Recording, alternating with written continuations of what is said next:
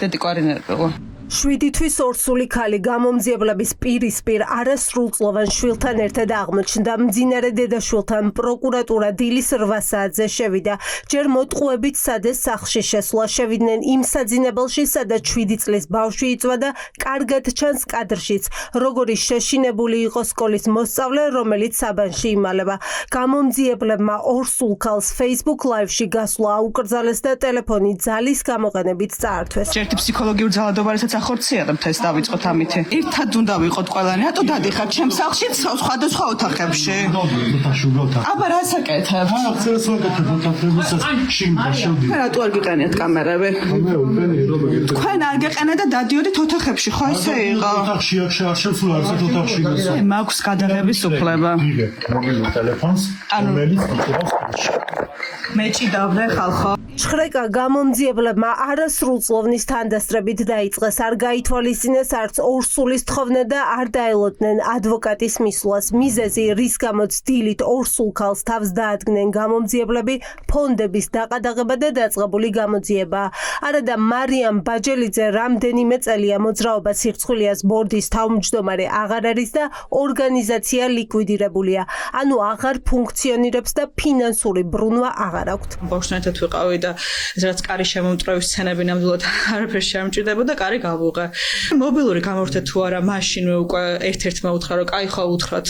აი ესეთ რაღაც სირცხვილიასთან კავშირში იყო ეს შემოსვლა. უნდათ რომ სპეცოპერაციის სახე მიიღოს ამარო, თითქოს რაღაც გამოძიება მიდის და ჯგუფი დააიდენტიფიცირეს, რომელიც ქვეყანაში საბოტაჟს აწყობს. მოაჩინონ, რომ ქვეყანაში რაღაც ჯგუფი სახელმწიფოს გადატრიალებისთვის არის მზად, თუმცა რა ვიცი, ანუ მე რო არაფერს არ ვატრიალებ, მაგაში დარწმუნებული ვარ. ორსული ქალის სახლიდან გამომძიებლებმა მობილური ტელეფონი და დედის ლეპტოპი წაიღეს.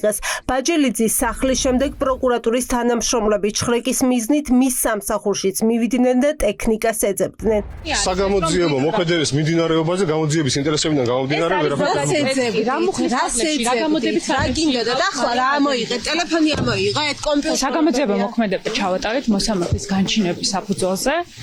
სხვა დეტალებს კონკრეტულ სისხლის სამართლის საქმესთან დაკავშირებით ვერ მოგახსენებ. ადვოკატის გარეშე რატომ დაიწყეთ შხრეკა? არასრულწლოვნის თანდასწრებით.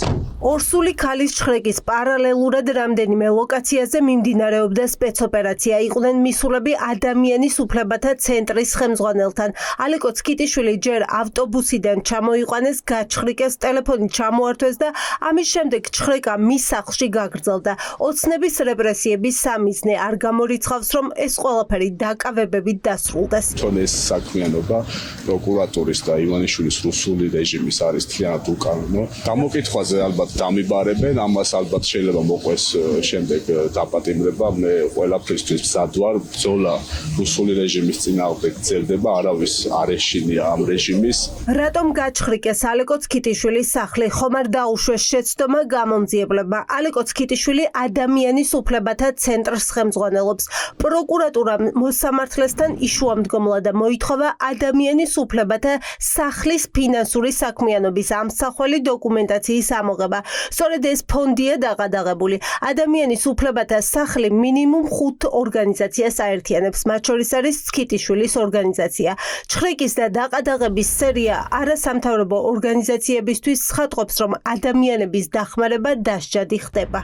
ეს ჩხრეკები, რომლებიც არასანადო სამართლებრივი საფუძვლის მიმდინარეობს და გამჭვირვალობის გარეშე ტარდება, პოლიტიკურად მოტივირებულია და წარმოადგენს სამოქალაქო საზოგადოების და საერთოდ ქართული საზოგადოების დაშინების კიდევ ერთ მცდელობას. ეს ფონდები იყო მიმართული ზუსტად ამისკენ, რომ ჩვენ დავხმარებოდით კონკრეტულ ადამიანებს და ეს დახმარება, ადამიანების დახმარება დღეს საქართველოში ხდება დასჯადი.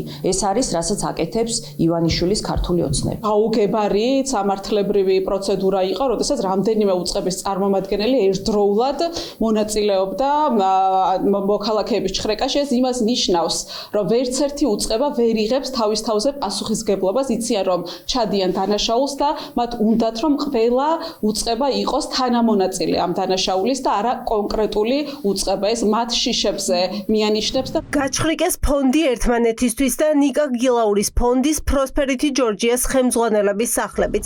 წაღებულია კომპიუტერული ტექნიკა და მობილური ტელეფონები. რა წაიღეს შეგიძლიათ? ტექნიკა.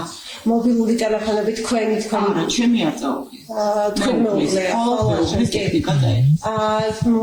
ლეპტოპებიც წაღებულია. ლეპტოპები, მობილურები, ყველაფერი მეუღლეს წაღებულია. და რას გეუბნებოდნენ, აი რას ეძებდნენ, რა უნდა და უკავშირდება ფონდების დაყადაღებას და იმ გამოძიებას, ეს არაფერს ვერ იპოვიდნენ, ჩემ სახლში არაფერი დასამალი არ მაქვს.